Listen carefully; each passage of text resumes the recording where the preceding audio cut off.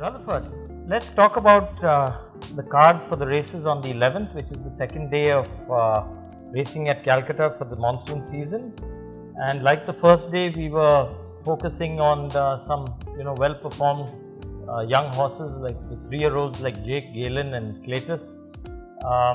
On the first day, I think we have a few interesting 3-year-olds we can chat about for the races on the 11th as well. We've got some exciting 3-year-olds again running this day. And yeah, looking at the last race day, all of the 3 youngsters are very impressive. Absolutely. Sure.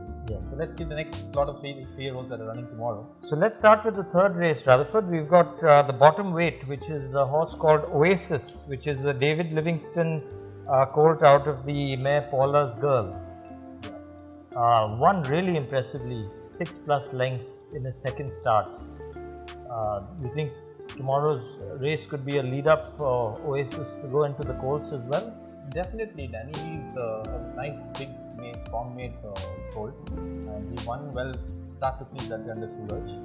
Looked very impressive. When he asked him for a turn of foot, he gave it instantly, and he just ran away and just made a mincemeat of the field. No doubt he's taking a big leap in class, like for him to jump straight to class 3 under just one win under his belt. But he's running with pretty ordinary horses. He's got definitely a bright chance there again on handicap. He's carrying 50 kilos.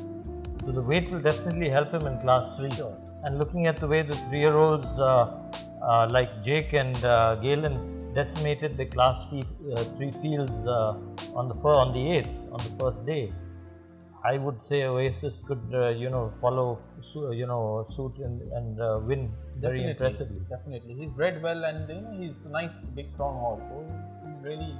So he's Vijay thinks he has a decent chance for him to run in that class at that pace. So I know. And we are echoing that. So yeah, I think he's a good horse as well, and so do you. So that's the story with Oasis, and we've got another good colt, a horse called Eastwood, which is a Phoenix Star colt out of the mare Do Re Mi, which is run really close in the Champagne Stakes, I believe, over 7 furlongs. Yes, he's run behind the top 2 horses, which were Galen and Jake for sure.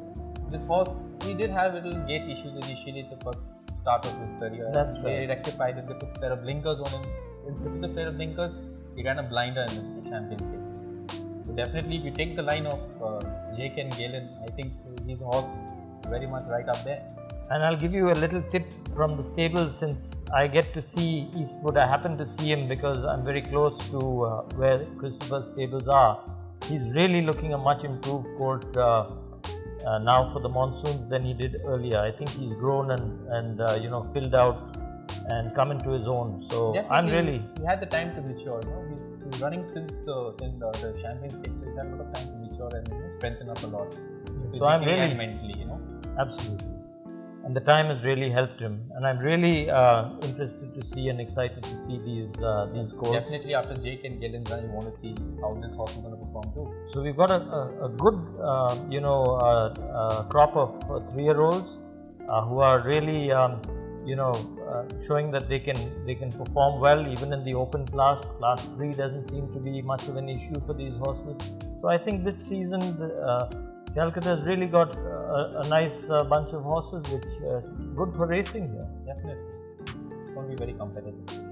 So we'll move on to another filly now, a filly called Euphrates, which runs in the 7th race at 5 p.m. tomorrow. She's running a 6.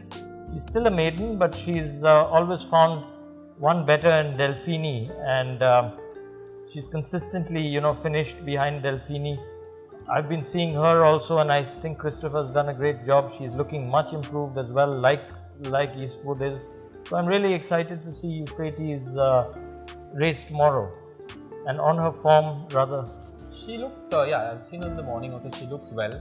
She looked more mature type, because she was initially, at the beginning of her career, she was a little bit finicky. She would play up a lot in the paddock, jump around. So she's calmed down a lot, which I can see from the work in the morning. And she's had one better in Delphini always, and Delphini is the leading filly in the centre, you can say. So we thought we would be seeing Delphini run also this week since she was entered, but I think most probably she would be going for a mock race tomorrow, and as a lead up to the fillies. is the line of Euphrates, and she's running with maidens. So she's run against the best, taking out maidens. So I don't think she would have much trouble taking the field on. Yeah, she has another horse over there. I think Dan could just tell us a new horse running for the first. Well, there are a couple of horses which are having their maiden start. One is number 1 horse called Dazzling, which is the speaking of which horse out of the mare Silken Star, working quite well. If you look, it's had quite a bit of work. And there's another one, horse number 8, Silken Stride, which is ridden by Akshay Kumar, which is also working quite well. So these two are unknown quantities, but they're well bred, and they've been prepared as best you can for their debut run. Yeah, that's definitely on paper. Euphrates looks the best, but you never know these horses what they are when they get on the track, because we haven't seen them on the track race in Calcutta yet. True. So you never know, they might have better class, because we might just get surprised looking at Euphrates' line of horses she's run with.